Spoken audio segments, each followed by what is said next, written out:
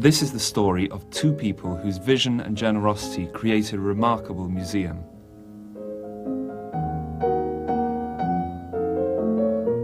Their names are John and Joséphine Bowes, and their museum is named after them, the Bowes Museum.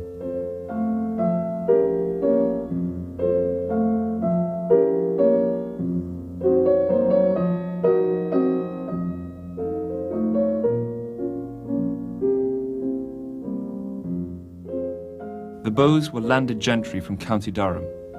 From the 14th century, generations of the family had operated lead and coal mines in the area, and by the 18th century, the Bowes had become very wealthy. In 1767, Mary Eleanor Bowes married the 9th Earl of Strathmore, bringing together the noble title and the Bowes estates. The Bowes family's principal home in County Durham was Streatham Castle, close to the town of Barnard Castle on the River Tees, then the boundary between the counties of Durham and Yorkshire. The 10th Earl of Strathmore spent a great deal of time in County Durham, as well as in London and Scotland. Still unmarried at the age of 40, he fell in love with a Teesdale girl called Mary Milner, an employee on his own estates. In 1811, she bore Lord Strathmore a son, who was named John Bowes after his father.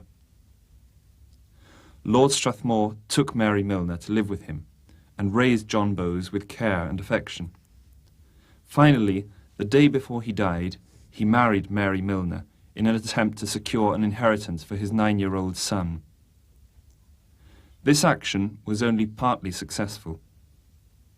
After 2 court cases, the boy inherited the Bowes estates in County Durham, but not the title, which passed to his uncle. John Bowes' well-publicised illegitimacy created tensions throughout his life. Despite a gentleman's education at Eton and Cambridge, public service in County Durham, 15 years in Parliament as Whig MP for South Durham, and a successful business career in mining and shipping, he was never fully accepted in aristocratic circles. In 1847, matters came to a head, and he decided to leave for France. Bowes loved the theatre and music. Shortly after settling in Paris, he acquired the Théâtre de Variété in the Boulevard Montmartre and interested himself in theatre management. Amongst the great attractions of the theatre were the actresses themselves, one of whom was Joséphine Chevalier, whose stage name was Mademoiselle de Lorme. She was 22 when John Bowes acquired the theatre, and she soon caught the owner's eye.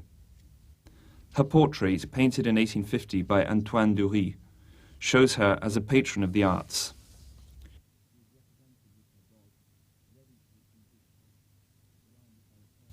She is represented with her dog, ready to receive visitors, surrounded by the furnishings of her new home.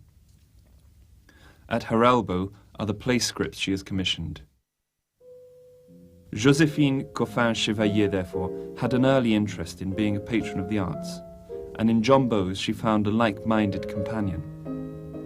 They were married in 1852. His wedding present to her was the outright gift of the Chateau du Barry at Lucienne. John and Joséphine Bowes wished to have a family, and there seem to have been hopes during the 1850s. But Joséphine's health was not robust.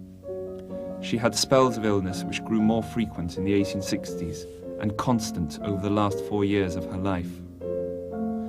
Coming to terms with this disappointment, around 1860, the Bowes took the momentous decision to expand their patronage activities and create a public museum. The idea seems to have come from Joséphine, but was supported with enthusiasm by John Bowes. Her commitment was total. She sold the Chateau du Barry in 1862 and devoted the entire proceeds to the museum. Land was bought near Barnard Castle, close to the Bowes' ancestral home, although it took several years to assemble the 20 acres now forming the museum park. The design of the museum building was entrusted to Jules Péchet, an architect whom the Bowes had already employed in France. Meanwhile, collecting became a full-time activity. John and Joséphine Bowes came to Teesdale in the autumn of 1869 to lay the foundation stone of the museum. Bayeché's grand design is typical of mid-19th century French museums, and the building would be at home in any French city. Placed in Teesdale, it has a remarkable effect. Although collecting was a dominant activity throughout the 1860s, it was not so dominant that Joséphine Bowes could not indulge her other interest in the practice of painting. The Bowes Museum has about 60 works by her. She concentrated on landscape and still life painting and took a keen interest in modern art. Her own work is strongly influenced in its subject matter, colour and texture by the French painter Courbet. All this extraordinarily rich and varied collection of some 15,000 objects was put together in little over a decade and a half. Most famous of all, there is the superb automaton, the Silver Swan, a rare survivor of James Cox's museum, which was the talk of London in 1774.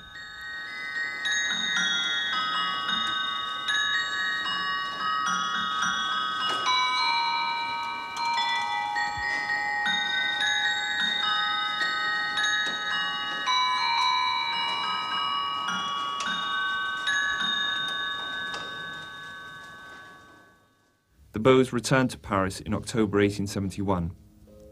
Joséphine died there in February 1874, aged 48. Following Joséphine's death, John Bowes virtually stopped collecting to concentrate on completing the building, transferring the collections to England, another adventure story, cataloguing and displaying them, and creating a charitable trust to run the museum. When he died in 1885, the museum was still not ready. It opened at last on the 10th of June, 1892. The Bowes Museum was the achievement of two individuals who created it from nothing in only 15 years for public, not private enjoyment. An act of extraordinary and munificent generosity.